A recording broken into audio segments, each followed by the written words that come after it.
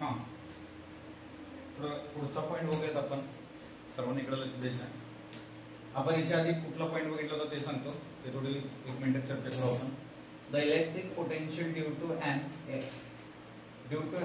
Point charge बघितलं होतं का बघा. कुठला बघितलं होतं? Point charge.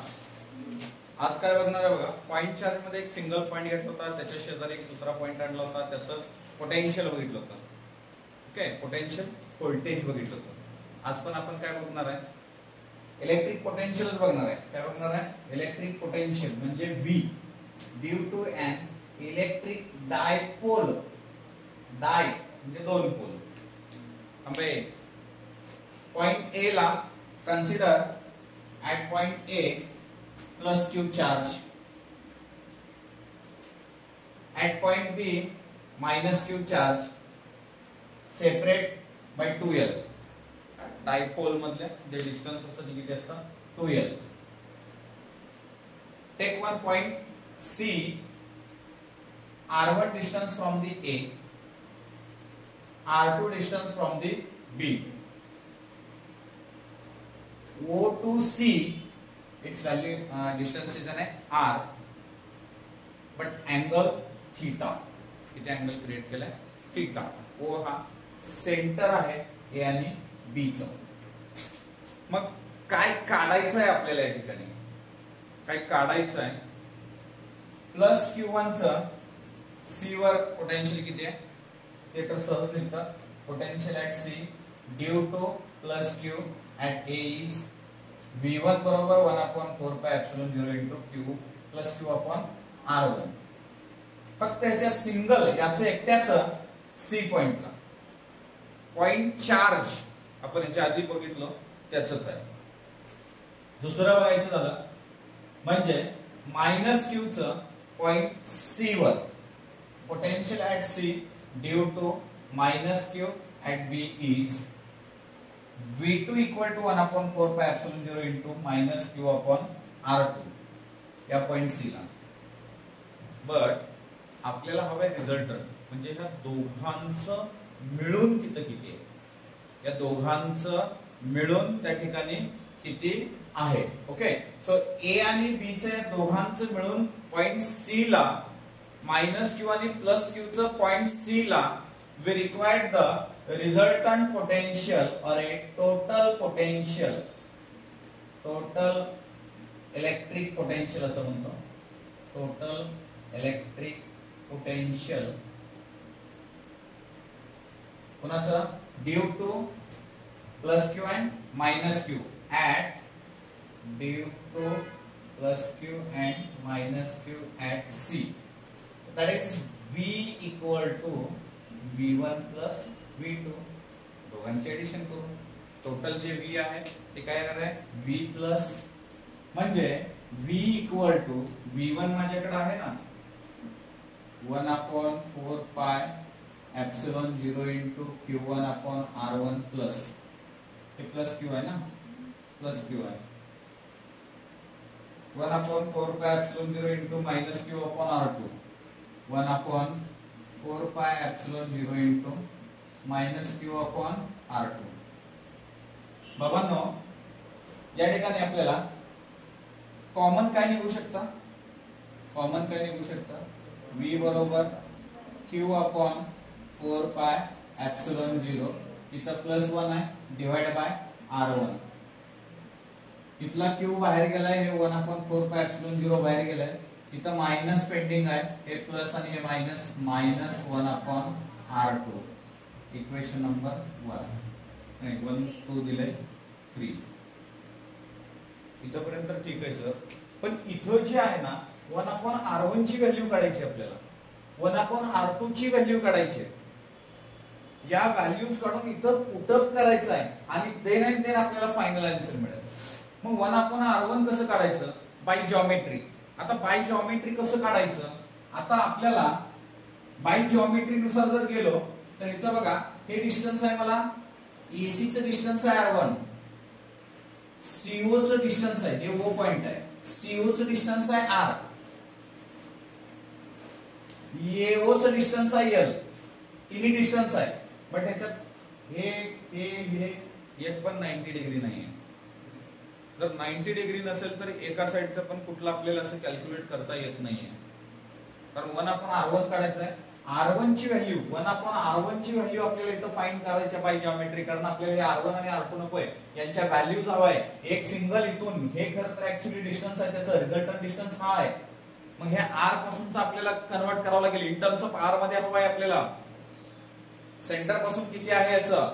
मग हे जर बघायचं झालं तर मग आपल्याला काय करावं लागेल, बघा ए पॉइंटला एक्सटेंड करतो मी. ए पॉइंटला एक्सटेंड केलं आणि याला बरोबर परपेंडिक्युलर टाकलं कुठं, CO वर. याला काय केलं आपण, CO वर एक्झॅक्ट परपेंडिक्युलर घेतलं, म्हणजे हे 90 डिग्री झालं. आता या ठिकाणी मी तुम्हाला सांगतोय, काय सांगतोय, थोडं फुल्ली कॉन्सन्ट्रेशन करा. इथं बघा ही बाजू किती आहे आपल्याला, L आहे. मी इथं लिहितो, हे टोटल तर r आहे आपल्याकडे, चलो ठीक आहे. इथं लिहिलं मी m, बरोबर परपेंडिक्युलर टाकलं आपण, त्या ठिकाणी काय लिहिलं, m लिहिलं. आता हे जर इथं m लिहिलेलं आहे तर इथं बघा मला ही साइड पण लेंथ हवे, ही साइड पण हवे. तर काढायचं कसं, मी इथं काढतो साइन थीटा बरोबर, हे बघा हे थीटा आहे, इथं 90 डिग्री आहे. साइन थीटा अपोजिट AM आपण हे 90 च्या पुढचं बाजू आहे L, तर AM बरोबर L साइन थीटा, म्हणजे मला आलं L साइन थीटा ही व्हॅल्यू आली. AM किती आली, L साइन थीटा. अशाच पद्धतीनं सेम आपण कुठली व्हॅल्यू काढू शकतो, अशाच पद्धतीनं इथं बघा MO ची cos थीटा बरोबर MO डिवाइड बाय L, कसं ऍडजेसंट डिवाइड बाय हायपोटेन्यूस, म्हणजे MO divide by L cos theta he value किती झाली, MO L cos थीटा. मला सांगा C2O R आहे, C2O CO R आहे,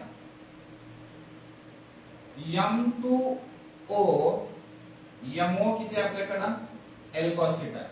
तर CM किती असायला पाहिजे, CM डिस्टन्स किती असायला पाहिजे, हे बघा टोटल 10 आहे, हे इथं 3 आहे, तर हे किती राहिलं, हा तर तसं सांगा.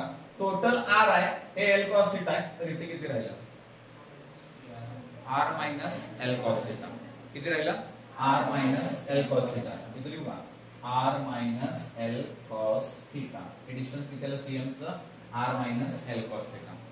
अशाच पद्धतीने ह्याला आपण एक्सटेंड केलं, याच्यावर याला बरोबर परपेंडिक्युलर घेतलं. याला कसं घेतलं, याच्यावर बरोबर करेक्ट असं परपेंडिक्युलर घेतलं. असं परपेंडिक्युलर घेतलं म्हणजे इथे हे 90 डिग्री आहे. म्हणजे हे मला काय झालं, या ठिकाणी L sin थीटा झालं आणि इकडलं काय झालं मला L cos थीटा. जसं आता काढलं ना, याच पद्धतीने हे असणार आहे. मग आता आपल्याला ही जिओमेट्री थोडी रेडी झाली.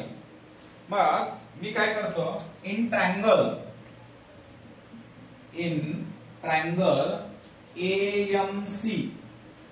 AMC बघायचं आपल्याला. इन ट्रायंगल AMC कुठे आहे बघा, AMC पायथागोरस वापरतोय. काय वापरतोय आपण, पायथागोरस. जर या गोंडसला जर आपण या ठिकाणी वापरलं तर काय होतं, हे गोंडस काय सांगतो बघा, हे परपेंडिक्युलर साइड इथं आहे, याच्या समोरची काय असते, हायपोटेनियस. म्हणजे काय येणार आहे, AC चा स्क्वेअर बरोबर CM चा स्क्वेअर, शिंदे साहेब नाही, CM चा स्क्वेअर AM चा स्क्वेअर. आता सगळ्यांच्या व्हॅल्यूज आपण पुट अप करू.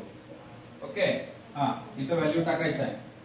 AC किती आहे सांगा, AC R1 चा स्क्वेअर बरोबर CM किती आहे, इथं आता सांगितलं ना आपण CM R minus L cos theta ब्रॅकेटचा स्क्वेअर प्लस AM किती आहे, ताई थांब ना, L cos theta L sin theta म्हणजे L sin थीटा ब्रॅकेटचा स्क्वेअर. ओके, सो म्हणजे आता आपल्याला हे कसं गोंडस दिसतंय बघा, किती छान दिसतंय. मग याला आपल्याला हे ऍज इट इज ठेवायचं, R1 चा स्क्वेअर A मायनस B ब्रॅकेटचा स्क्वेअर, A मायनस B ब्रॅकेटचा स्क्वेअर काय असतं, A square minus 2AB plus B square. Okay, हे शिकत आलो आपण आणि शिकत जाणार आहे वर्षानुवर्ष. मग आता आपल्याला या ठिकाणी काय करायचं आहे, R square minus 2RL cos theta plus L square cos square theta plus हे as it is L square sin square theta. परत याच्यामध्ये therefore R1 स्क्वेअर बरोबर R square minus 2RL cos theta plus काय common काढलं रे, L square common काढलं, cos square theta plus sin square theta. इयत्ता 9वी पासून शिकत आलो. किती असते त्याची व्हॅल्यू, याची व्हॅल्यू सगळ्याची किती आली, 1 व्हॅल्यू आली. म्हणजे मग आपल्याला R1 स्क्वेअर बरोबर आलं R square minus 2RL cos theta plus L square आलं. की तुम्हाला ह्याच्यात R स्क्वेअर कुठे कॉमन दिसते का आता, नाही सर कुठंच दिसत नाही. मग याला आपल्याला काय करावं लागेल, R ने डिवाइड मल्टिप्लाय करावं लागेल कुठंतरी. R स्क्वेअर इथं तर R स्क्वेअर आहे, इथं मी काय करतो R square L cos theta. बाबांनो इथं काय केलं, एक R न डिवाइड मल्टिप्लाय केलं, इथला R आणि एक मल्टिप्लाय केलेला तो R स्क्वेअर झाला, एक खाली केला. परत plus L square R square upon R square, R square cancel झालं, याच्यात एक R कॅन्सल झालं, वरचं इक्वेशन ऍज इट इज झालं. काही प्रॉब्लेम, हा. तर आता इथपर्यंत तर आपल्याला हे आलं. मग R1 चा square me as it is इथं लिहितो, R1 चा स्क्वेअर बरोबर ओके R स्क्वेअर आता बाहेर काढलं आपण. म्हणजे R स्क्वेअर ब्रॅकेट मध्ये काय राहतं बघा, इथं काय राहतं, काय नाही म्हणजे 1.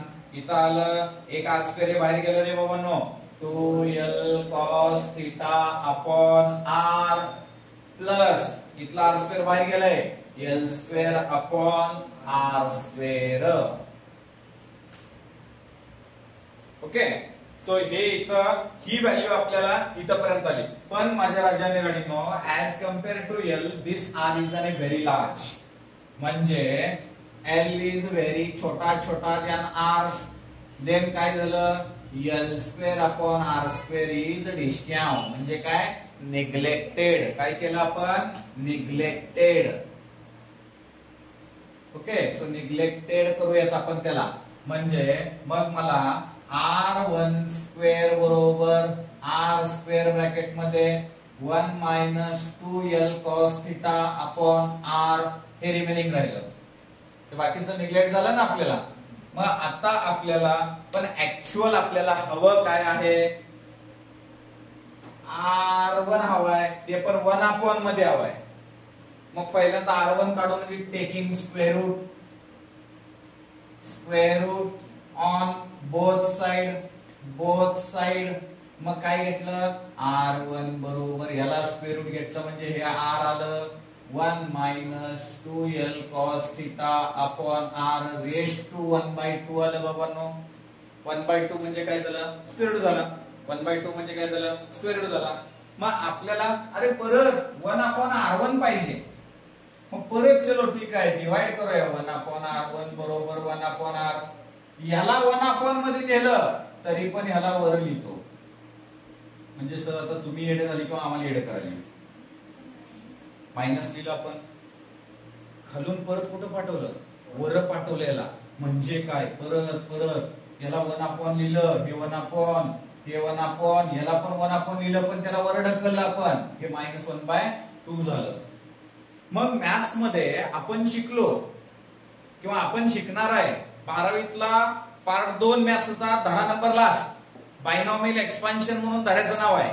आणि ते धडा इथं वापरला गेला आपल्याला. फक्त त्याचा एक फॉर्म्युला वापरला गेलाय, काय, 1 plus x raise to n बरोबर 1 प्लस nx असं वापरायचं म्हटलंय त्यांनी. कसं वापरायचं, 1 plus x raise to n 1 plus nx. मग आता जर बघितलं आपण तर याला इथं वापरूया, याला फक्त एवढ्यात वापरायचं. म्हणजे 1 अपॉन R1 बरोबर 1 अपॉन R ब्रॅकेट मध्ये बाळांनो हे मायनस आहे, हे मायनस इथं आलं म्हणजे हे प्लस झालं. 2L cos theta upon 2R. Sir हे 2 कुठून आलं, हे 1/2 आलं. उचललं इथं टाकलं, कसं हे बघा, हे n याच्या समोर टाकलं, हे याच्या समोर टाकलं, तसंच हे 1/2 याच्या समोर टाकलं, याला डिस्काउंट केलं, हे प्लस झालं, हे 2l cos θ तसंच आहे, हे r तसंच आहे, हे 2 एक्स्ट्रा आलं, हे डोक्यावरचं इथं आलं, कुठनं कुठं आलं, कसं घेतलं कळलं.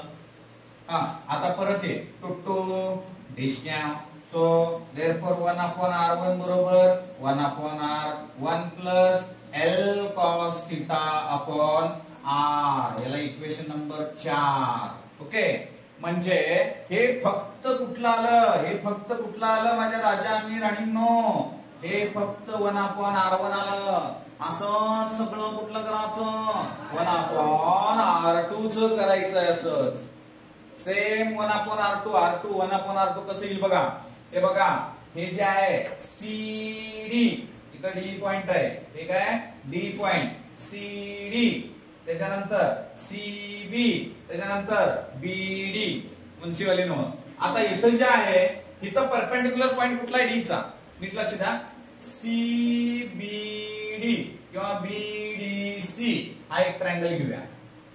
या ट्रायंगल मध्ये पायथागोरस कसा वापरायचा, BC चा स्क्वेअर प्लस CD चा स्क्वेअर प्लस BD चा स्क्वेअर, म्हणजे इथपर्यंत r आहे, इथपर्यंत l cos θ आहे, म्हणजे CD काय येईल, CD r plus l cos θ येईल, r प्लस l cos θ, म्हणजे r2 चा स्क्वेअर बरोबर r प्लस l cos θ चा स्क्वेअर प्लस l sin θ चा स्क्वेअर.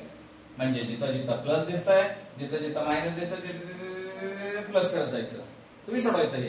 ओके, हे r2 जिथं जिथं 1 दिसतं तिथं तिथं r2, आणि जिथं जिथं प्लस दिसतं तिथं तिथं तिथं मायनस दिसतं तिथं काय करायचं, प्लस लिहायचं. परत इथून असं आलो, इथपर्यंत आलो, इथं पण प्लसच लिहायचं, इथं पण प्लसच लिहायचं, इथला ऍज इट इज, इथला ऍज इट इज. इथं फक्त काय करायचं, इथं पण सेम ठेवायचं प्लस, आणि हे मायनस, मात्र इथलं बदलायचं. इथून पुढं सगळं हे काय करायचं, मायनस करायचं. मग हे जर मायनस आलं तर मी इथे छान पैकी लिहितो सिमिलरली. ओके, सिमिलरली 1/r2 बरोबर 1/r1 minus l cos θ upon r, equation number 5. आपण सोडवलं नाही आता.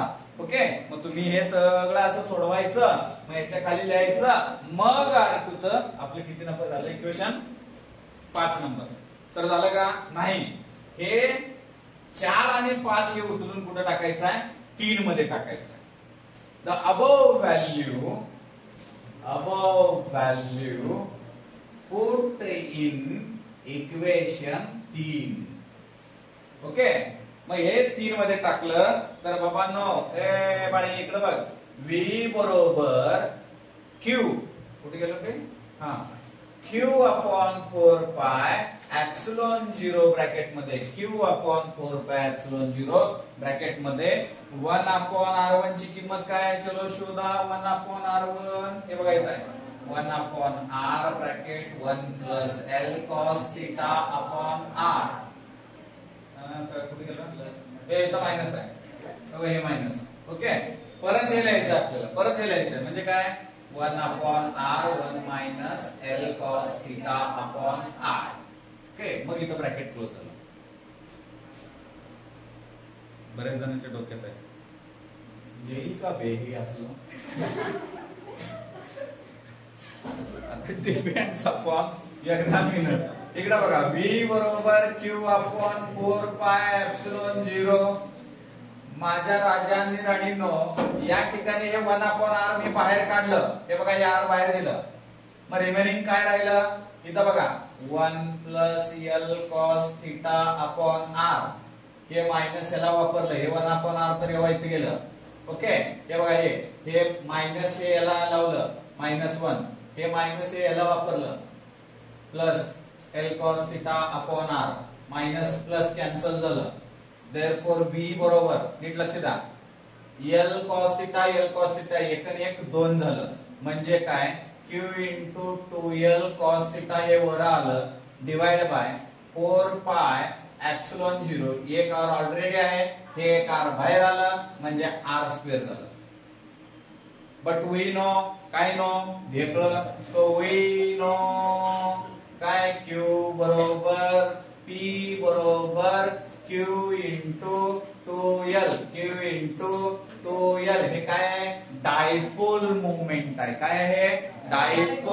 मोमेंट. मग याला उचलून इथं टाकला म्हणजे किती छान दिसतं. v बरोबर 1/4πε0 इंटू हे बघा याची किंमत काय टाकली आपण p.